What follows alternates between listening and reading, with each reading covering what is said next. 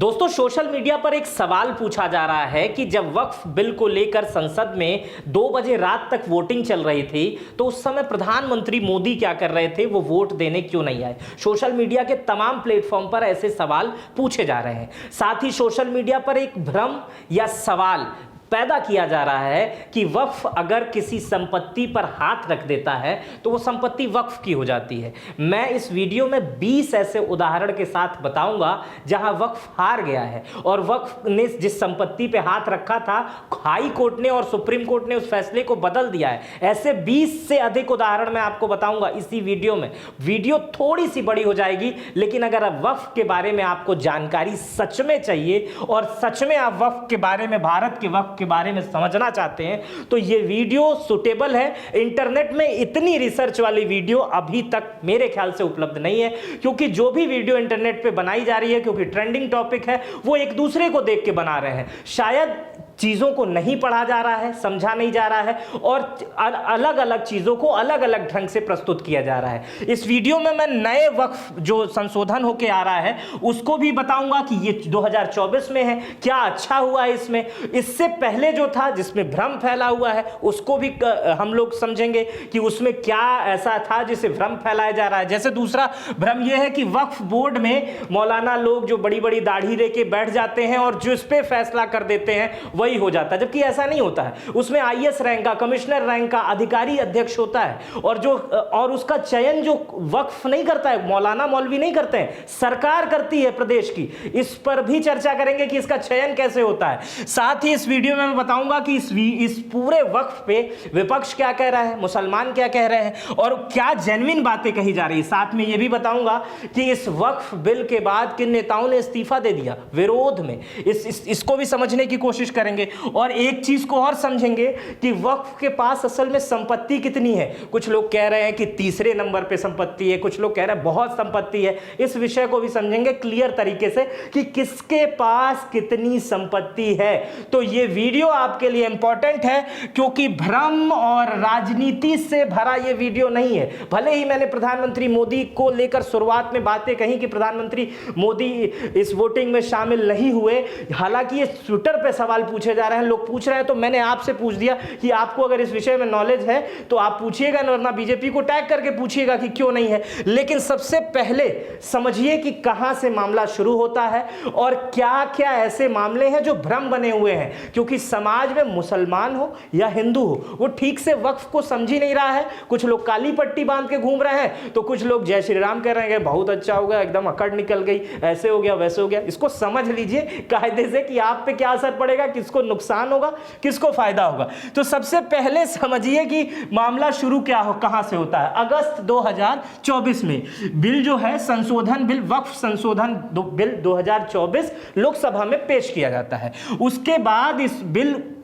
में 44 संशोधन का प्रस्ताव रखा जाता है। जो 1995 में एक्ट बना था उसमें 44 संशोधन करने बताया गया। 1995 में 44 बातें ऐसी हैं जो ठीक नहीं है, जो सत्ता को लग रही है, जो सत्ता पक्ष है उसको लग रहा है कि 44 सांसद जो 44 बातें जो है उसमें वो ठीक नहीं है। 44 संशोधन का प्रस्ताव के लिए, मंजूरी के लिए यह बिल पास किया जाता है।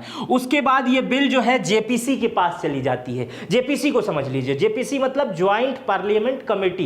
इसमें संसद के ही सदस्य होते हैं। कुछ कांग्रेस के थे, कुछ बीजेपी के थे, कुछ जेडीयू के थे, कुछ टीडीपी के थे, कुछ एलजेपी, सबके अलग अलग थे और सबको रखा गया था उसमें। इसीलिए बनाया ही जाता है कि संसद के सब सदस्य आपस में, क्योंकि वो जनता के प्रतिनिधि हैं, आपस में बैठे और बात करें और निष्कर्ष निकालें। संसद के ये जेपीसी जो है वो उसमें ओवैसी साहब भी थे। ये जो है फरवरी 2025 तक ये कमेटी 14 संशोधनों पर मंजूरी प्रदान कर देती है। अब समझिए, संसद की यही कमेटी 14 संशोधनों पे मंजूरी प्रदान करती है और इसके बाद से लोकसभा में और राज्यसभा में यह बिल पास करा लिया जाता है। वो तो आपने देखा ही होगा, खूब तालियां भी बजी थी, इस पे पास हो गया बिल। अब देखिए, अब इसको समझिए कि जो बातें सोशल मीडिया पर कही जा रही हैं कि वक्फ अगर किसी संपत्ति पे हाथ रख देता है तो वो वक्फ की हो जाती है, ऐसे मामले आते हैं। और इस पे वीडियो बनाने वाले बहुत सारे ऐसे विद्यार्थी भी हैं हैं, बहुत सारे यूट्यूब चैनल भी हैं जो इस तरह के दावे कर रहे हैं, वो भी सही है, लेकिन इसका दूसरे सिक्के का भी पहलू है। ऐसा नहीं है कि वक्फ अगर किसी की संपत्ति पे हाथ रख देता है तो संपत्ति हो जाती है। तो इसका मतलब दुनिया में, भारत में सबसे बड़ा वक्फ ही था अभी तक 2025 में, इसका मतलब वक्फ ही सबसे बड़ा था। इस सब कुछ हाथ रख देता है इससे। एंटीलिया पर हाथ रखा, मुकेश अंबानी का घर है तो वो वक्फ का हो गया। अगर ऐसा होता तो संविधान तो बहुत छोटी चीज हो जाती। भारत में न्यायालय है, न्यायालय वाली प्रक्रिया है। मैंने शुरुआत में कहा था ना, मैं 20 तरह के उदाहरण दूंगा और केस बाई केस बताऊंगा कि किस केस में वक्फ हार गया और आम जनता जीत गई। आइए उसको समझने की कोशिश करते हैं। पहले देखिए, पहला जो केस था वो मुमताज यदुल्ला बनाम बालकृष्ण होटल, ये आंध्र प्रदेश का केस है, 2002 का केस है। जो लिखा हुआ है इसको आप जो है जाइएगा और उसको गूगल पे टाइप करिएगा तो ये केस निकल के सामने आ जाएगा। इस केस में हुआ था, इस मामले में वक्फ बोर्ड की एक संपत्ति पे दावा किया था। वक्फ बोर्ड ने कहा था ये संपत्ति मेरी है, लेकिन हाई कोर्ट ने पाया कि बोर्ड के पास पर्याप्त सबूत नहीं है। कोर्ट ने वक्फ बोर्ड के दावे को खारिज कर दिया, संपत्ति के मालिक को राहत दे दी। ये केस आप जाइएगा, मुमताज दौला वक्फ बनाम बदम बालकृष्ण होटल, एक होटल था आंध्र प्रदेश का, उसने उसकी संपत्ति को वक्फ ने कहा था मेरी संपत्ति है। बाद में हाई कोर्ट ने कहा नहीं तुम्हारी संपत्ति नहीं, हटो। ठीक है, फिर उसके बाद तमिलनाडु यदुचेरी गांव का मामला है, 2022 का यह मामला है। इसमें वक्फ बोर्ड ने हिंदू बाहुल गांव की जमीन को अपनी संपत्ति घोषित कर दिया था। इस दावे के खिलाफ स्थानीय लोगों का विरोध किया, इस मामले को अदालत में पहुंचा। हालांकि यह मामला अभी तरह से पूरा निपटारा नहीं हुआ, लेकिन इस मामले में वक्फ बोर्ड की मनमानी पर सवाल उठाए कोर्ट ने, और कोर्ट ने वक्फ की भूमिका को रेखांकित किया कि ये गलत है, ऐसा नहीं कर सकते हो तुम। ये लंबित है मामला लेकिन चल रहा है अभी। मध्य प्रदेश कोर्ट का फैसला 2024 में अभी आया, इसी साल मध्य प्रदेश की कोर्ट ने टिप्पणी की है वक्फ पे। क्या टिप्पणी की है? मध्य प्रदेश कोर्ट के जस्टिस अहलुवालिया ने एक मामले पर टिप्पणी की है और कहा है कि किसी भी संपत्ति को मनमाना दावा नहीं कर सकता। उन्हें उदाहरण देते हुए कहा कि वक्फ बोर्ड ताजमहल पर दावा क्यों नहीं करता? क्या कल वो कहेंगे कि पूरा भारत वक्फ की संपत्ति है? क्या फैसला वक्फ बोर्ड की असीमित शक्तियों पर सवाल उठाता है और आम लोगों के हित में है? कुछ ऐसे ही जो फैसले होते हैं, इसी के कारण कानून में संशोधन की मांग होती है। और जो नया बिल आया है ये कुछ, उसमें कुछ ऐसे संशोधन है जो इन सब चीजों को कमजोर कर रहे हैं। और केस में आपको बताता हूं, केस आप समझिए, अयोध्या राम मंदिर बाबरी विवाद जिसको पूरी दुनिया देख रही थी, इसमें भी वक्फ दावा कर रहा था कि संपत्ति जो है वो वक्फ की है, लेकिन कोर्ट ने कहा नहीं, राम मंदिर वहां बन गया, ये वक्फ समझिए। ऐसे ही लोग कहते हैं ना वक्फ जिस पे हाथ रख देता है कुछ नहीं होता है। सब बड़े उदाहरण ये बता रहा हूं कि राम मंदिर की भूमि को भी वक्फ अपनी संपत्ति बता रहा था लेकिन हार गया। काशी ज्ञानव्यापी मस्जिद विवाद, सुन्नी वक्फ बोर्ड बनाम अन्य जो मुकदमा चल रहा है, इसमें इस समय काशी विश्वनाथ में जब आप जाएंगे, मैं भी कुछ दिन पहले होके आया हूं दर्शन करके, वहां पे ज्ञानव्यापी मस्जिद के अंदर पूजा करने की अनुमति दे दी गई है। वहां पे एक पुजारी नीचे बैठते हैं जो अंदर से बताते हैं कि अंदर कैसे कैसी स्थिति है, उसमें ऊपर नमाज भी पढ़ी जा रही है और पूरा मामला चल रहा है। उसी मामले में कोर्ट ने विवाद दिया है। दिल्ली हौजा खास मंदिर मामला, इस मामले में भी जवाब जो आया था वो मंदिर के पक्ष में आया था। आगे और समझाता हूं मैं कि किस किस पक्ष में क्या क्या आया था। ताजमहल का दावा, सुन्नी वक्फ बोर्ड बनाम भारत सरकार, 2010 का मुकदमा देखिएगा। इसमें सुन्नी वक्फ बोर्ड ने ताजमहल को वक्फ की संपत्ति घोषित करने का दावा किया था और कोर्ट पहुंच गए थे। उसके बाद से कोर्ट ने इस मामले में चुनौती दी गई, जहां कोर्ट ने शाहजहां के समय का कोई फरमान पेश करने को कहा जो ताजमहल को वक्फ की संपत्ति साबित करे। सबूतों के अभाव में दावा खारिज हुआ और ये वक्फ के दावों पर वैधानिक सवाल उसी समय उठ गया कि वक्फ किसी भी चीज को कह रहा है मेरा है। कोर्ट ने कहा जाओ, वक्फ को बाय बाय कर दिया। आंध्र प्रदेश जमीन विवाद, इसको भी समझिए। आंध्र प्रदेश में जमीन विवाद जो हुआ था उसमें वक्फ ने कुछ हिंदू मंदिरों की जमीन को वक्फ की संपत्ति के रूप में दर्ज करने का प्रयास किया। स्थानीय लोगों ने मंदिर प्रबंधन हाई कोर्ट में चुनौती दी। कोर्ट ने 1964 और 1995 के वक्फ सर्वे को गलत ठहराया और बोर्ड के दावे को खारिज किया जिसमें गैर वक्फ संपत्ति सुरक्षित हुई। ऐसे दावे 20 मिल जाएंगे। अभी खत्म नहीं हुआ, मैं आपको और बता रहा हूं आम आदमी के खिलाफ। देखिए एक केस आता है रमेश चंद्र सेठी बनाम पंजाब वक्फ बोर्ड, 2018 का केस है। इसको जाइएगा गूगल पे सर्च कीजिएगा और उन लोगों को बताइएगा कि जो लोग ये कहते हैं कि वक्फ की संपत्ति जिस पे हाथ रख दी वो वक्फ की हो जाती है, ऐसा नहीं होता है। ये लोग गए कोर्ट में और कोर्ट ने इनको वो दिया। रमेश चंद्र सेठी एक व्यक्ति थे, पंजाब वक्फ बोर्ड ने कहा कि ये जमीन, उनकी जो जमीन है वो वक्फ की है, जिसमें वक्फ के निर्णय को चुनौती दी गई। इस केस को पंजाब बोर्ड ने एक संपत्ति वक्फ की संपत्ति घोषित किया था, जिसके खिलाफ रमेश चंद्र ने आपत्ति जताई। मामला पहले ट्रिब्यूनल में गया और ट्रिब्यूनल के फैसले से असंतुष्ट होने पर पंजाब और हरियाणा कोर्ट में पहुंचा। हाई कोर्ट ने वक्फ के बोर्ड के फैसले को वैधानिक प्रक्रिया की जांच की। बाद में मामला सुप्रीम कोर्ट तक गया, जहां सुप्रीम कोर्ट ने संपत्ति के स्वामित्व पर वक्फ बोर्ड के अधिकारों के क्षेत्र पर विचार किया। इस केस में सुप्रीम कोर्ट ने हाई कोर्ट के फैसले को बरकरार रखते हुए वक्फ बोर्ड के निर्णय को संशोधित किया, जिससे यह स्पष्ट हुआ कि वक्फ बोर्ड का फैसला ही मान्य नहीं है। इसके बाद भी कोर्ट है फजलुर रहमान बनाम उत्तर प्रदेश सुन्नी सेंट्रल वक्फ बोर्ड। यहां कोई हिंदू नहीं गया था वक्फ बोर्ड के खिलाफ, मुसलमान ही चला गया था। एक मुस्लिम प्रॉपर्टी थी फजलुर रहमान की, उसमें वक्फ बोर्ड के खिलाफ वो चले गए थे। इस केस को भी मैं बता देता हूं। यह मामला high court, Allahabad high court में लाया गया, जहां वक्फ बोर्ड ने एक संपत्ति को लेकर को चुनौती दी गई। कोर्ट में वक्फ बोर्ड के अधिकार क्षेत्र की सीमा और पक्षकारों को राहत दी।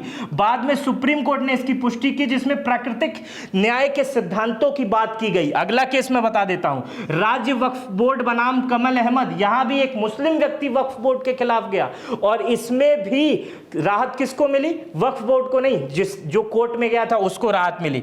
रमेश गोविंदम बनाम सुगड़ा देवी, 2010 का केस है। रमेश गोविंदम राम बनाम सुगड़ा देवी, जाइएगा गूगल पे सर्च कीजिएगा। यह मामला राजस्थान हाई कोर्ट में शुरू हुआ, जहां वक्फ बोर्ड ने एक संपत्ति को वक्फ संपत्ति घोषित कर दिया था। पक्षकारों ने चुनौती दी और हाई कोर्ट में वक्फ बोर्ड के निर्णय को रद्द कर दिया। बाद में यह मामला सुप्रीम कोर्ट पहुंचा, जहां सुप्रीम कोर्ट ने फैसला दिया कि वक्फ की संपत्ति गैर धार्मिक गतिविधियों जैसे व्यावसायिक उपयोग से प्रतिबंधित है। यह महत्वपूर्ण निर्णय था और वक्फ की संपत्ति के उपयोग को यह भी प्रकाशित किया और यह भी परिभाषित किया। तो ऐसे बहुत ज्यादा उदाहरण आपको मिल जाएंगे। इस ट्रांसपेरेंसी के जमाने में, इस गूगल के जमाने में, इस ग्रॉक के जमाने में, एआई के जमाने में, अगर हम कुछ वीडियो देखकर ही, इंस्टाग्राम रील देखकर ही ये फैसला कर लेते हैं कि वक्फ के खिलाफ नहीं जाया जाता है, वक्फ जो कह देता है वही हो जाता है, तो इस पे हम अपने आप पे प्रश्न चिन्ह नहीं लगाते हैं, हम अपनी न्यायिक व्यवस्था पे प्रश्न चिन्ह लगाते हैं, जिसे हम सर्वोच्च मानते हैं, जो भारत का संविधान है। आज भी हमारे लिए सबसे पहले संविधान है, इसीलिए संविधान सर्वोपरि है और संविधान सबको आजादी देता है, सबको अपने बात रखने का अधिकार होता है। तो ऐसा कैसे हो सकता है कि उसके खिलाफ कोई ऐसा एक्ट बना हो जो संविधान में ही ना हो, और उसके खिलाफ कोई ऐसी व्यवस्था कैसे खड़ी हो सकती है कि किसी के साथ अन्याय हो जाए और कोई एक ट्रिब्यूनल कोर्ट या कोई एक एक्ट उसको अन्याय करता हो? ऐसा नहीं हो सकता। इसीलिए इन सब चीजों को समझना चाहिए। अब मैं आपको बताऊंगा वक्फ क्या है और इसके बाद मैं ये बताऊंगा कि वक्फ बोर्ड में रहते कौन कौन से लोग हैं। कुछ लोग ये भी कहते हैं जो वक्फ बोर्ड बनाया जाता है उसमें 4-5 दाढ़ी वाले मौलाना बैठा दिए जाते हैं, जो मस्जिद से नमाज देते हैं उन्हीं को बैठा दिया जाता है। ऐसा नहीं है, आगे उसको समझाता हूं उसमें होता कौन कौन है। चलिए, वक्फ बोर्ड क्या है और उसके बाद नया वाला कानून भी समझेंगे। बड़े आराम से समझिए, कहीं जाइए मत, आराम से समझिए। वक्फ एक इस्लामिक कानून की अवधारणा है। वक्फ क्या है? जैसे आप समझिए, जिसका अर्थ है कि किसी भी संपत्ति को, आप अपनी कोई भी संपत्ति को अल्लाह के नाम कर सकते हैं, आप दान कर सकते हैं अगर वो संपत्ति आपकी हो, आपकी चल संपत्ति हो या अचल संपत्ति हो। दो तरह की संपत्ति, जैसे आप पैसा देना चाह रहे हैं तो किसी को, वक्फ को आप पैसा दे सकते हैं। अगर आपकी संपत्ति रखे हुए हैं और आप कह रहे हैं कि नहीं मेरे बाद तो इस जीवन में कोई नहीं है, या मैं धर्मार्थ कार्यों के लिए देना चाह रहा हूं, तो मैं उसको अल्लाह के नाम उसे वक्फ कर सकता हूं, दान कर सकता हूं। हिंदुओं में भी ऐसा होता है, सिखों में भी ऐसा होता है, हर धर्म में ऐसा होता है। जैसे आप कभी हिंदू, अगर आप इस वीडियो को हैं, आप हिंदू हैं, देख रहे हैं, तो आप कभी किसी ना किसी धर्मशाले में जरूर गए होंगे या मंदिर में जरूर गए होंगे। मंदिर में देखा करिए कि मंदिर में बहुत सारे संगमरमर पे नाम लिखे रहते हैं कि इन्होंने ये 5,000 रुपया दिया है, इन्होंने ये कमरा बनवाया है, या इन्होंने ये चीज बनवाई है। ये उस मंदिर में बैठे हुए मठाधीश के लिए वो नहीं बनाया जाता है, ये भगवान को समर्पित होता है। मन्नत आदमी मांगता है कि भैया मेरा भगवान ये काम अगर हो गया तो मैं ये करवा दूंगा,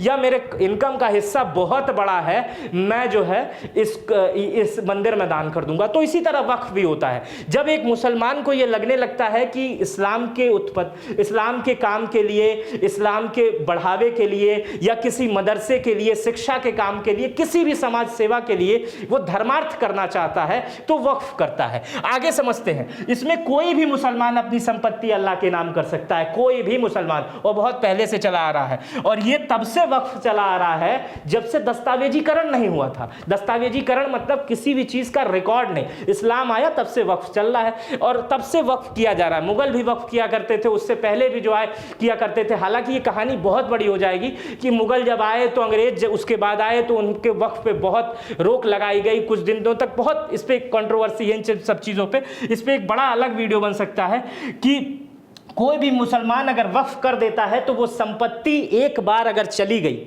वक्फ कर दी, तो ना तो उस संपत्ति को बेचा जा सकता है, ना तो उस संपत्ति को वापस लिया जा सकता है, और ना ही उस संपत्ति से किसी भी व्यावसायिक कार्य को, मतलब ऐसा जिससे मतलब बिजनेस, कोई एक पर्टिकुलर व्यक्ति बिजनेस उससे किया जा सकता है लेकिन समाज के लिए किया जा सकता है, और उसके स्वामित्व को भी नहीं बदला जा सकता है। मतलब अगर किसी के नाम वक्फ बोर्ड के नाम कर दिया गया तो ऐसा नहीं है कि मध्य प्रदेश वाला वक्फ उत्तर प्रदेश पे लागू हो जाएगा और उत्तर प्रदेश वाला मध्य प्रदेश पे, जहां किया गया वहीं रहेगा। जैसे उदाहरण दे देता हूं आपको, एक मुस्लिम व्यक्ति है, उसको लग रहा है कि यहां शमशान घाट में अच्छी व्यवस्था नहीं है, जो लोग आ रहे हैं उनको सही व्यवस्था नहीं मिल रही है, तो उसने क्या किया, अपनी 5 बीघा जमीन जो है वो वक्फ कर दी और कहा इस 5 बीघे जमीन में गेहूं बो, और गेहूं बो के जो पैसा निकलता है उस पैसे का उपयोग इस शमशान के लिए करो, और उसके लिए एक मुतवल्ली, एक व्यक्ति जो है वो नियुक्त कर दिया। इसी को वक्फ कहते हैं। इसको बड़े आसान भाषा में मैं समझाने की कोशिश कर रहा हूं। वक्फ व्यवस्था इस्लामी कानून शरीयत द्वारा संचालित होती है। इसे वक्फनामा दस्तावेज के जरिए औपचारिक रूप दिया जाता है, जो वर्तमान कानून में बदला गया है। उसको भी आगे समझाऊंगा कि क्या बदला गया है। वक्फ संपत्तियों के प्रबंधन वक्फ बोर्ड द्वारा किया जाता है और यह सुनिश्चित करता है कि इनका उपयोग निर्धारित उद्देश्यों के लिए ही किया जाएगा। जो व्यक्ति वक्फ कर रहा है उसके भी उद्देश्य होते हैं कि ये इसका जो मेरी जमीन है मैं दे रहा हूं, इसका उद्देश्य मदरसे में ही जाना चाहिए। ऐसा नहीं कि इसका उद्देश्य मौलाना साहब अपनी घर बनवा ले, ऐसा नहीं है। लेकिन ये भी होता है, इसको भी, इसमें एक वीक पॉइंट ये भी था, ये भी होता है। इसीलिए वक्फ की संपत्तियों पे हमेशा सवाल उठते हैं। इसको हम आगे चर्चा करेंगे। वक्फ के पास कितनी संपत्ति है, वक्फ क्या है, अब समझ गए। वक्फ के पास कितनी संपत्ति, इसको भी समझिए, क्योंकि इसको लेकर भी बहुत सारे विवाद चल रहे हैं। देखिए, सबसे पहले जानिए कि एक नंबर पर कि भारत वक्फ बोर्ड के पास कितनी संपत्ति है। तो जो संपत्ति है वो 8.7 लाख से अधिक संपत्तियां हैं, मतलब 8,70,000 अलग अलग संपत्तियां हैं। और इस संपत्ति की जो, अगर इसको एकड़ में संपत्ति को, जमीन की संपत्ति को, पैसे की संपत्ति को भी नहीं बता रहा हूं, जमीन की संपत्ति को अगर आप बात करेंगे तो ये जमीन की संपत्ति 9.40 लाख एकड़, मतलब 9,40,000 एकड़ में फैला हुआ है। कितना बड़ा ये संपत्ति होता है, ये जितना है ना, जितना है, अगर उतनी जमीन को बेच दिया जाए तो पाकिस्तान जैसे 4 देश खरीदे जा सकते हैं। इतना भारत के वक्फ के पास पैसा है, इतना पैसा है, आप समझिए। आगे चलिए। एक रिपोर्ट के अनुसार इतनी बड़ी संपत्ति की सालाना आय जो है, कई इस पे रिपोर्ट आई, सच्चर कमेटी की भी रिपोर्ट आई, तमाम एनजीओ ने भी इस पे रिपोर्ट किया। तो इस रिपोर्ट के अनुसार जो इतनी बड़ी संपत्ति है, 9,40,000 एकड़ की जो संपत्ति है, इससे जो रेवेन्यू अगर हो सकता है, रेवेन्यू, उससे पैसा कमाया जा सकता है, चाहे जमीन को किराए पे देके, उस पे मैरिज हाउस बना के, स्कूल बना के, चाहे किसी भी तरह। वक्फ ये थोड़ी ना कहता है कि ये नहीं करना, ये नहीं करना, बस जो पैसा आ रहा है वो हराम का पैसा ना हो, हलाल का पैसा हो। और दूसरा कि जो काम उस पे हो रहा है वो काम जायज हो इस्लाम के हिसाब से, और वो पैसा जो उससे उत्पन्न हो रहा है वो उस पैसे पैसे को जो है वो इस्लाम के धर्मार्थ के कार्यों में या समाज सेवा का कार्यों में, जिससे पब्लिक का भला हो, उसको उस कार्यों में लगाया जाए। तो आप समझ रहे हैं, तो जो इसकी आय हो सकती है वक्फ की, जो जितनी संपत्ति है वो है 12,000 करोड़ रुपए, 12,000 करोड़ रुपए सालाना। समझ रहे हैं, 12,000 करोड़ रुपए सालाना। और वक्फ की संपत्ति का अगर पूरा मूल्यांकन कर दें तो लगभग 1.5 लाख करोड़ रुपए की संपत्ति है। इतनी बड़ी जीडीपी होती है किसी देश की जितनी संपत्ति वक्फ के पास है। तो 12,000 करोड़ रुपए का जिस जगह से मुनाफा हो सकता था, उसको इस्लाम के कार्यों में लगाया जा सकता था। जो पिछड़े मुसलमान हैं, जो अशिक्षित मुसलमान हैं, उनके लिए फ्री के स्कूल बनाए जा सकते थे। उन 12,000 करोड़ रुपए वहां से नहीं आता है। वहां से कितना आता है? 163 करोड़ रुपए। अब इस पे लोग सवाल ये उठाते हैं कि वक्फ की संपत्तियां जिस बोर्ड के पास होती है वही लोग इसमें घालमेल करते हैं। जैसे एक संपत्ति का निर्माण कराना है बड़े से, और उस एक मस्जिद का निर्माण कराना, उसके बगल में 100 दुकानें बनानी है। अब उन दुकानों में जो रसीदें कटती हैं, वो रसीद कट गई 100 रुपए महीने की दुकान पे, और सोर्स के माध्यम से जो मौलाना साहब हैं, जो वक्फ बोर्ड के मेंबर हैं, उन्होंने किसी को कह दिया कि ठीक है तुम ले लेना, 100 रुपए पर पर्ची कटेगी लेकिन 20,000 हमारे घर पे पहुंचाते रहना, क्योंकि मस्जिद बन रही है शहर के प्राइम जगह पे। इसी तरह की बहुत सारी जमीनों पर वक्फ के लोग ये समझने लगते हैं कि वो मेरी जमीन है, और उसको वक्फ को बहुत कम हिस्सा जो लीगल तरीके से कागज पे आता बहुत कम देते हैं, और अपने लिए एक बहुत बड़ा हिस्सा तैयार कर लेते हैं। ऐसे बहुत सारे नाम हैं, अगर आप खोजेंगे तो बहुत मिल जाएंगे। और ऐसा नहीं है कि ये यहीं पर है, इस्लाम में ही है, ऐसा हिंदुओं में भी है, ऐसा हर जगह है कि जब, जैसे मान लीजिए, आप समझिए किसी मंदिर के कार्य के लिए आपने धर्मार्थ के कार्य के लिए 10 लाख रुपए दिए, वहां घर बनवाया, लेकिन मंदिर के मठाधीश जो है, महंत जो है, वो समझने लगते हैं ये मंदिर मेरा है, और उसको अपने हिसाब से चलाने लगते हैं कि ऐसे होगा, नहीं नहीं यहाँ ये नहीं आएगा, ये होगा। आप देखा करिए किसी मंदिर में पंखे पे भी नाम लिखा रहता है, तो वो पंखा मठाधीश के लिए नहीं लगाया जाता, जनता के लिए लगाया जाता है, और इससे लगाया जाता है कि भगवान को हवा मिलती रहे, लोग आते रहे, अच्छा लगे। तो समझिए, मैं कंपैरिजन नहीं कर रहा हूं कि यहां भी है वहां भी है, यही गलतियां कुछ थी जिसकी वजह से बहुत सारे संशोधन एक्ट लाने पड़े। आगे समझते हैं। वक्फ की संपत्ति जो है पूरे भारत में तीसरी बड़ी संपत्ति है। जो सबसे अधिक संपत्ति है, जो पहले स्थान पे है, वो भारतीय रेलवे है। भारतीय रेलवे के पास 12 लाख से 13 लाख एकड़ की भूमि है, और वक्फ के पास कितनी संपत्ति है? लगभग 9.5 लाख एकड़।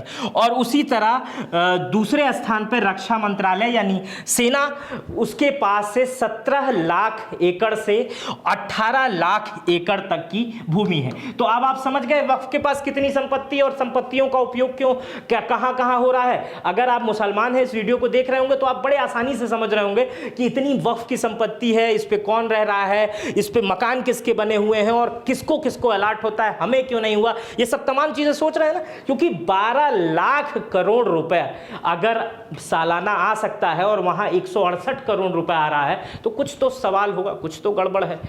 अगर 12 लाख करोड़ है और 1 लाख करोड़ भी आता तो भी कुछ ठीक था, लेकिन 168 करोड़ आ रहा है इतनी बड़ी संपत्ति पे, तो कुछ तो सोचने वाली बात है। चलिए, इस पे सोचेगी पुलिस, सोचेगी ना, जो नया कानून है वो सोचेगा। हमें आपको सोचने की जरूरत नहीं है, क्योंकि कानून है, संसद कानून बनाती रहती है। ये बना रहे, हो सकता है अगले वाले आए तो इसको खत्म भी कर दें या बदल दें, क्योंकि संसद में ही सब कुछ होता है, संसद में ही कानून बनाती है। आगे समझते हैं। चलिए, वक्फ बोर्ड में शामिल होने के लिए लोगों की संरचना क्या होती है। संरचना समझ रहे हैं? जैसे यही मैं अभी शुरुआत में बता रहा था कि वक्फ बोर्ड में जो लोग रहते हैं, लोग जो भ्रम फैलाया जाता है, एक आईटी सेल है जो ट्विटर और फेसबुक पे काम करता है, जो लगातार ये कहता है कि वक्फ में जो लोग बैठे रहते हैं मौलवी मौलाना होते हैं, मौलवी मौलाना भी होते हैं, इस्लाम के जानकार होते हैं। कौन कौन लोग होते हैं, आइए समझते हैं। जो सबसे नंबर पे 1 पे होता है वो अध्यक्ष होता है, और इसको जो निर्धारित किया जाता है वो 1955 के एक्ट के तहत किया जाता है, और इसे जो सबसे नंबर 1 पे होता है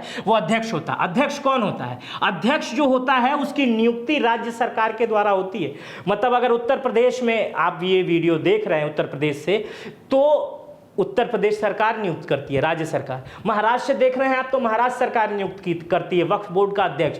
आप किसी भी राज्य से ये वीडियो देख रहे हैं, वहां की राज्य सरकार अध्यक्ष नियुक्त करती है। अब इस अध्यक्ष में कौन होता है? अक्सर मुस्लिम होते हैं, ये बात सही है। अब मुसलमान की ही बात जानेगा ना, अब कोई हिंदू थोड़ी ना इतना बड़ा कुरान पढ़ेगा, फिर शरीयत पढ़ेगा, फिर उस पर फैसला देगा, ऐसा नहीं है ना। तो मुस्लिम है तो मुस्लिम ही रहेंगे। तो अध्यक्ष लेकिन सरकार चुनती है, राज्य सरकार चुनती है। और इसमें मुस्लिम समुदाय का कोई वरिष्ठ नेता होता है, कोई विद्वान होता है, कोई जज भी हो सकता है, प्रशासन का कोई बड़ा अधिकारी भी हो सकता है, कोई भी अध्यक्ष हो सकता है। अच्छा, वक्फ बोर्ड के सदस्य कौन कौन से होते हैं? देखिए, इसमें 6 से 13 सदस्य हो सकते हैं, 6 से 13 सदस्य हो सकते हैं। इस सदस्य में मुस्लिम विधायक होते हैं, जनता का जो प्रतिनिधि होता है। अब किसी मुस्लिम विधायक को कोई ऐसा तो है नहीं कि केवल मुस्लिम ही वोट करते हैं, हिंदू भी वोट करते हैं। भारत में समाजवादी पार्टी है, तृणमूल कांग्रेस है, अलग अलग प्रदेशों में अलग अलग दल होते हैं, जिसमें कोई ऐसी कॉन्स्टिट्यूंसी भारत की नहीं है जहां पे 100% मुसलमान ही रहता है, और जहां पर यह दावा किया जा सके कि इस विधायक या सांसद को 100% एक ही धर्म के व्यक्ति ने वोट दिया है। तो इसमें विधायक रहते हैं, मुस्लिम विधायक रहते हैं, मुस्लिम सांसद इस कमेटी में रहते हैं, मुस्लिम प्रशासनिक अधिकारी रहते हैं, जैसे आईएएस या राज्य प्रशासनिक सेवा का कोई अधिकारी, आईएएस लेवल का अधिकारी रहता है, समझिए आईएएस लेवल का अधिकारी रहता है, वो मुस्लिम रहता है। मुस्लिम टाउन प्लानर रहता है, जैसे सीडीओ वगैरह होते हैं जो टाउन की प्लानिंग करते हैं, जो शहर कैसे बसाया जाए, टाउन प्लानर रहता है। मुस्लिम एक वकील रहता है जो धर्म से जुड़े हुए मामले को जानता है, मुस्लिम लॉ को जानता है। मुस्लिम बुद्धिजीवी होते हैं, इसमें इस्लामिक समाज सेवी तमाम लोग रहते हैं। इन सब तमाम लोगों को मिला के, इसके अलावा एक मुतवल्ली भी होते हैं जो वक्फ की समितियों के प्रबंधन के लिए जिम्मेदार व्यक्ति होते हैं और दानकर्ता द्वारा ये नियुक्त होते हैं। मुतवल्ली जो होते हैं, जैसे किसी ने दान किया तो कहा यही मुतवल्ली रहेंगे, यही हमारे देखेंगे, भाई उतना दान कर रहा है तो उसे मुतवल्ली रखने का तो अधिकार है। तो समझिए इतने लोग मिलके एक राज्य सरकार का व्यक्ति जो अध्यक्ष होता है, उसके बाद सदस्य में विधायक, सांसद, आईएएस जैसे प्रशासनिक अधिकारी, सीडीओ जैसा टाउन प्लानर, ये लोग रहते हैं। उसके बाद से एक और पद होता है, मुख्य कार्यकारी अधिकारी, सीईओ भी नियुक्त किया जाता है वक्फ बोर्ड में, और यह भी राज्य सरकार नियुक्त करती है। यह भी एक प्रशासनिक अधिकारी होता है जिसकी नियुक्ति राज्य सरकार करती है। यह ज्यादातर आईएएस, आरएएस और पीसीएस स्तर के अधिकारी हो सकते हैं जो बोर्ड के संचालन और प्रबंधन की जिम्मेदारी संभालते हैं। इसके बाद भी एक आदमी होता है जिसे सर्वे कमिश्नर कहते हैं। यह अधिकारी वक्फ की संपत्तियों का सर्वेक्षण, लेखा जोखा का काम करते हैं।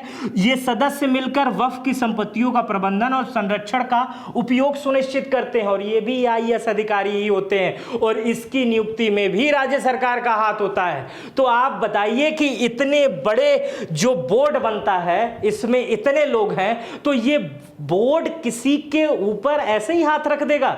4 लोग अपने परिवार के होते, 4 भाई, तो उसमें 4 राय निकल जाती है कि नहीं भाई, एक भाई दूसरे भाई से लड़ के आया, गुस्सा किया, चलो ठीक है, 3 उसको मनाने में लग जाते। बहुत कम होता है कि चारों ऐसा एक साथ लड़ने निकल गए। बस इसमें कभी अगर ऐसा हुआ होगा तो यही घटना होती होगी। इसमें आईएएस लेवल का आदमी बैठा है। मान लीजिए कि यहां से आप 1 मिनट के लिए समझिए, जो समझाया जाता है, एक व्यक्ति, मान लीजिए यहां से मुस्लिम बुद्धिजीवी वाला जो वर्ग है, उसमें एक कोई मौलाना है, कोई मुतवल्ली, वो कह दिया कि नहीं नहीं, ये जो मंदिर है ये इसको हटाओ, ये पहले वक्फ का था, एक कह दिया, तो ये जो अध्यक्ष है, जो आईएएस अधिकारी राज्य सरकार नियुक्त करती है, वो मान जाएगा? राज्य सरकार जो नियुक्त करती है। ये जो नीचे सर्वे कमिश्नर बैठा हुआ है, जो नीचे सीईओ बैठा हुआ है, ये मान जाएगा कि ये राज्य भले वो मुसलमान है। मुसलमान इस देश में बहुत सारे लोग हैं, तो क्या मुसलमान हर वो बात मान जाते हैं क्या कि जो दूसरा मुसलमान कहता है या कोई मौलाना कहता है, हर वो बात मान जाते हैं? इस देश में अभी संभल जैसी घटना जहां पे हो रही है, उसमें कितने मुसलमान जो है वो पुलिस अधिकारी हैं, वो सीईओ की बात मान रहे हैं, वहां आगे कप्तान की कि सामने वाले इमाम की। इस देश में जब राम मंदिर जाएंगे या किसी भी ऐसे कंट्रोवर्शियल जगह जाएंगे जहां पुलिस की तैनाती है, तो पुलिस जो पद होता है वो धर्म नहीं देखता है, और एक जब धर्म पे आदमी बैठ जाता है तो वो पद को तमाम तरीकों से देख सकता है। तो इस चीज को आप समझे कि वक्फ बोर्ड का चयन कैसे कैसे होता है। हालांकि इस बोर्ड में बहुत सारी गलतियां भी हुई हैं, इसमें बहुत सारे लोगों के साथ अन्याय भी हुआ है और बहुत सारे लोग इसके खिलाफ जाकर खुद न्याय भी पाए हैं। मैं ये नहीं कह रहा हूं कि बहुत पाक साफ है, बहुत पवित्र जगह है। कोई भी मशीनरी बनती है, कोई भी कानून बनता है, वो 100% सही नहीं हो सकता है। और 150 करोड़ के देश में, 145 करोड़ के देश में तो बिल्कुल ऐसा 100% कहना ही असंभव है। लेकिन मैं सिर्फ किसी कानून के पक्ष में बात नहीं कर रहा हूं, आप समझिएगा। मैं बिल्कुल अलग होकर इस मामले से यह कह रहा हूं कि जो बातें प्रचार की जाती हैं वो निराधार है, उसका कोई आधार नहीं है। आधार जो भी बनते हैं वो बहुत छोटे छोटे बनते हैं जिसे सॉल्व किया जा सकता था। आगे चलते हैं, आइए जानते हैं कि वक्फ संशोधन विधेयक 2024 क्या है। अब वीडियो बहुत बड़ी हो गई होगी, ये समझ लीजिए मेरे भाषा में, उसके बाद से वीडियो खत्म हो जाएगी। मुझे लग रहा है कि आप बहुत देर से मुझे सुन रहे हैं। अब वक्फ संपत्ति की पहचान और पंजीकरण में बदलाव। सबसे पहला बदलाव जो है वो वक्फ संपत्ति के पहचान और पंजीकरण में बदलाव किया गया है। पुराने कानून में कोई भी संपत्ति लंबे समय से इस्लामिक उद्देश्य जैसे मस्जिद या कब्रिस्तान के लिए उपयोग में हो तो उसे वक्फ बाय यूजर कहते थे। इसको माना जा सकता था। जैसे पुराने में ऐसा होता था कि बहुत पहले से अगर कोई मस्जिद पड़ी हुई है, कोई कब्रिस्तान पड़ा हुआ दादा दादा के जमाने से सैकड़ों सालों से अगर कोई बना हुआ है तो उसे वक्फ जो कहता था कि वक्फ बाय यूजर है। इस कानून में इसमें बदलाव कर दिया गया है। इस कानून में कहा गया है नए विधेयक में कि अब किसी भी संपत्ति को वक्फ घोषित करने से पहले उसका एक अनिवार्य सत्यापन कराना पड़ेगा। मतलब आपको जिला कलेक्टर के पास जाना पड़ेगा, आपको तहसील में जाना पड़ेगा और जैसे आप अपनी किसी भी संपत्ति का, जैसे हम लोग जाते हैं ना जमीन खरीदते हैं और उसमें कागज पत्तर तमाम चीजें होता था, वो आपको कराना पड़ेगा, तब वो वक्फ की संपत्ति मानी जाएगी। और ये पारदर्शिता लाने के लिए किया गया है। अब आप इसे कैसे समझते हैं ये आप अपनी राय मुझे कमेंट बॉक्स में बताइएगा। दूसरा है वक्फ बोर्ड में गैर मुस्लिम सदस्यों की नियुक्ति। अब इसको समझिए कि जो वक्फ बोर्ड बनाया जाएगा उसमें गैर मुस्लिम सदस्य हिंदू भी रह सकते हैं, सिख भी रह सकते हैं, ईसाई भी रह सकते हैं। इससे पहले क्या होता था, जो 6 और 13 का रेशियो होता था कि 6 लोग और से 13 लोग बोर्ड में शामिल होंगे, उसमें यह कहा जाता था कि 6 से 13 सदस्य रह सकते थे। कोई पर्टिकुलर नाम नहीं रखा गया था कि वो गैर मुस्लिम ही रहता था, रहते तो उसमें मुस्लिम लोग ही रहते थे। कहीं कहीं जगह कभी कभी सुनने में आता था कि उसमें हिंदू समुदाय के लोग भी रहे हैं या अन्य समुदायों से भी लोग रहे हैं। लेकिन इस नए कानून में यह साफ साफ वर्णित किया गया है कि आप अगर कोई बोर्ड बनाते हैं तो उसमें गैर मुस्लिम सदस्यों को भी शामिल करना पड़ेगा। इसकी संख्या कम से कम 2 होगी और इसकी नियुक्ति अनिवार्य होगी। इसके अलावा इसमें सांसद, पूर्व न्यायाधीश, विशेषज्ञों का बोर्ड भी शामिल किया जाएगा, भले ही वो मुस्लिम ना हो। सरकार का तर्क है कि इस बोर्ड में समावेशी जो है वो पारदर्शिता लाई जाएगी। इससे पहले भी जज शामिल होते थे, इससे पहले भी आईएएस शामिल होते थे, न्यायाधीश शामिल होते थे, सांसद शामिल होते थे। तीसरा जो इस बिल में नया है कि इस बिल में महिलाओं और पिछड़े वर्ग का प्रतिनिधित्व है। महिलाओं का प्रतिनिधित्व तो पहले भी था, लेकिन इसमें पिछड़े वर्ग को शामिल कर दिया गया है। अब चूंकि जातीय जनगणना वाला तमाम मैटर चल रहा है तो एक शब्द इसमें पिछड़े वर्ग को, पहले ये नहीं देखे, पहले सदस्य रहते थे मुस्लिम सदस्य, अब उसमें सिया भी हो सकते थे, सुन्नी भी हो सकते थे, उसमें शेड्यूल कास्ट भी हो सकते थे, अपर कास्ट भी हो सकते थे। और मुस्लिम लोग तो ऐसा कहते हैं, अब उसमें कास्टिज्म कितनी है ये अगर आप वीडियो देख रहे होंगे तो आपको समझ में आएगा, लेकिन कहते हैं कि हमारे वहां तो सब बराबर ही होता है। तो इसी वजह से यहां पर जो चीजें बताई गई हैं, मुस्लिम में अगड़ा और पिछड़ा भी इसमें शामिल कर दिया गया है। बोर्ड में सिया, सुन्नी, बोहरा, मुस्लिम पिछड़े वर्ग के साथ साथ महिलाओं को प्रतिनिधित्व देने की बात कही गई है। वक्फ बनाने की शर्तें, नए विधेयक के अनुसार केवल वही व्यक्ति वक्फ दान कर सकता है जो कम से कम 5 साल से इस्लाम का पालन कर रहा हो और जिसके पास वक्फ की संपत्ति का मालिकाना हक हो। वक्फ ए औलाद में परिवार के लिए वक्फ सुनिश्चित किया जाए जिसमें महिलाओं को उत्तराधिकार के अधिकारों को नजरअंदाज न किया जाए। इसको मैं समझा रहा हूं, जैसे वक्फ वही कर सकता है जो 5 साल से इस्लाम का पालन कर रहा हो, वही वक्फ दान कर सकता सकता है। अब कोई हिंदू वक्फ करने जाएगा नहीं, तो मुसलमान ही वक्फ करता है। लेकिन ये 5 साल वाला क्लॉज इसलिए लाया गया है कि कई जगह बहुत सारे केसेस आते थे कि अगर किसी का धर्मांतरण किसी वजह से कर गया हो, या उसने भूलवश में कर लिया हो, या किसी कारण से हो लिया हो, तो उस जगह पर पहले ऐसा देखा जाता था कि गांव के गांव इस्लाम को मानने लगते थे। उसके बाद से उन्हें कोई आके बताता था नहीं नहीं ये तो गलत है, आप तो हिंदू थे, और वापस जब वो हिंदू में आने की कोशिश करते थे तो वहां पर लोग कहते थे अब तो मुसलमान हो गए, आपने तो अपनी संपत्ति सब वक्फ को दान कर दी है और ये संपत्ति तो वक्फ की हो जाएगी। इसीलिए 5 साल की अनिवार्यता है कि अगर आप मुस्लिम बन रहे हैं, आप किसी और धर्म से हैं, मुस्लिम बन रहे हैं, तो अगर आपको अपनी संपत्ति दान करनी है तो आप कम से कम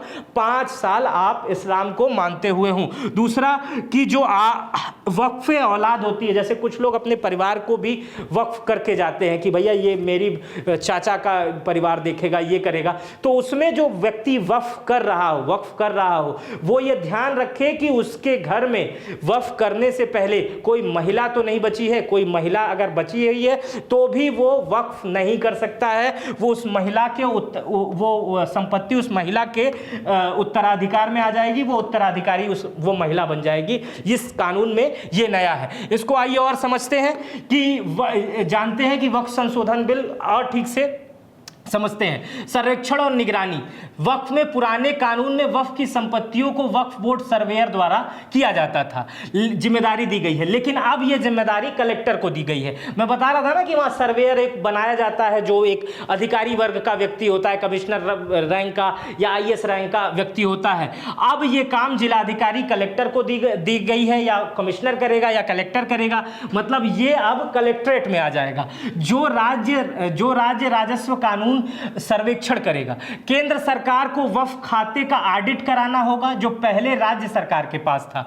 यह ऑडिट सीएजी नियंत्रक और महालेखक परीक्षक या उसके नामित अधिकारी द्वारा किया जाएगा। मतलब अब इसमें सीएजी भी शामिल हो जाएगी, इसमें अब ऑडिट वाला सिस्टम भी हो जाएगा। पहले राज्य सरकार ऑडिट कराती थी, अब केंद्र सरकार के द्वारा ऑडिट किया जाएगा। वक्फ ट्रिब्यूनल संरचना में बदलाव।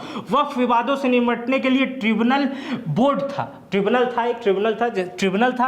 अब यह जिला न्यायाधीश और संयुक्त सचिव के स्तर पर अधिकारी भी इसमें शामिल होंगे। ट्रिब्यूनल तो होगा लेकिन वो जिला न्यायाधीश भी उसमें शामिल होंगे। आगे करते हैं। डिजिटल पंजीकरण और पारदर्शिता। डिजिटल युग आ चुका है तो अब इसमें भी पारदर्शिता लाएगी। सभी वक्फ की संपत्तियों को केंद्रीय डिजिटल पंजीकरण में अनिवार्य करना होगा। इसके लिए एक सेंट्रल पोर्टल और डेटाबेस भी बनाया जाएगा। मतलब वक्फ की कितनी संपत्तियां हैं, किसके पास है, कौन कौन देख रहा है, उससे क्या आमदनी हो रही है, और आमदनी हो रही है तो यही क्यों हो रही है, ये सब ब्यौरा अब देना पड़ेगा। धारा 40 का दुरुपयोग रोकना। जो शुरुआत में जिस बात पे बातें कही जाती थी, धारा 40 जिसमें वक्फ को यह अधिकार दिया गया है कि वो किसी भी संपत्ति को अपनी संपत्ति कह सकता है।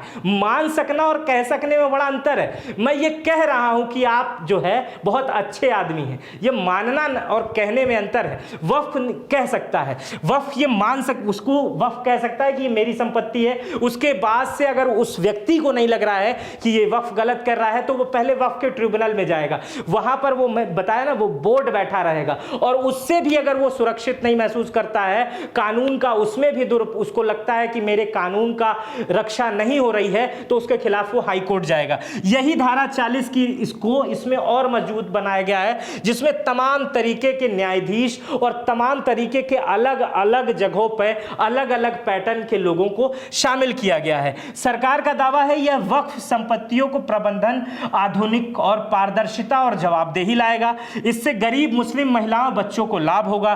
केंद्रीय मंत्री किरण रिजिजू ने कहा है कि बिल किसी धार्मिक स्वतंत्रता का हस्तक्षेप नहीं करेगा, बल्कि इससे जुड़े अधिकारों तक उन तक पहुंचाता रहेगा। मंत्री और प्रधानमंत्री ने यही कहा है। आगे चलते हैं। अब शुरुआत में मैंने कहा था कि 5 लोगों ने इस वक्फ के बिल के बाद इस्तीफा दे दिया है। अब इनको आप जानते होंगे, नीतीश कुमार आज कई कारणों से आजकल ये चर्चा में है।